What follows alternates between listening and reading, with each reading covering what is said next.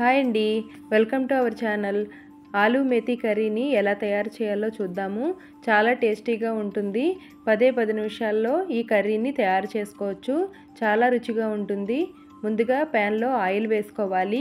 Oil వేడెక్కిన తర్వాత మీడియంగా కట్ చేసుకున్న పొటాటో ముక్కల్ని ఫ్రై చేసుకోవాలి. ఇలా ఫ్రై చేసుకున్న తర్వాత ఈ పొటాటో ముక్కల్ని వేరొక బౌల్లోకి తీసుకోవాలి.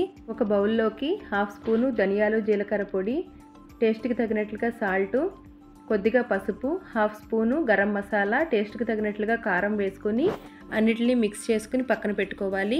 ఇప్పుడు అదే ప్యాన్లో సన్నగా కట్ చేసి పెట్టుకున్న పచ్చిమిర్చి, టమాటా ముక్కల్ని వేసుకుని ఫ్రై చేసుకోవాలి. ముందుగా మిక్స్ చేసుకున్న పొడిని కూడా వేసుకుని కలుపుకోవాలి.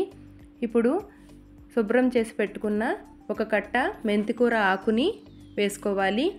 మెంతికూర ఆకు నుంచి వచ్చే వాటరు, టమాటాల నుంచి వచ్చే వాటర్ వల్ల మనకి సరిపోతుంది. వేరే వాటర్ ఏమీ వేయనవసరం లేదు. ఇప్పుడు ముందుగా ఫ్రై చేసి పెట్టుకున్న బంగాళదుంప ముక్కల్ని వేసుకుని ఫ్రై చేసుకోవాలి.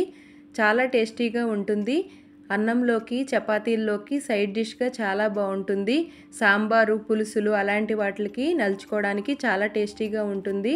పిల్లల లంచ్ బాక్స్కి కూడా చాలా ఈజీగా ప్రిపేర్ చేయొచ్చు. ఇందులో ఎటువంటి మసాలాలు వేయలేదు. చాలా టేస్టీగా ఉంటుంది. ఈ వీడియో కనుక మీకు నచ్చినట్లయితే లైక్ చేయండి. మరిన్ని వీడియోస్ కోసం ఛానల్ని సబ్స్క్రైబ్ చేసుకోండి. Thank you for watching.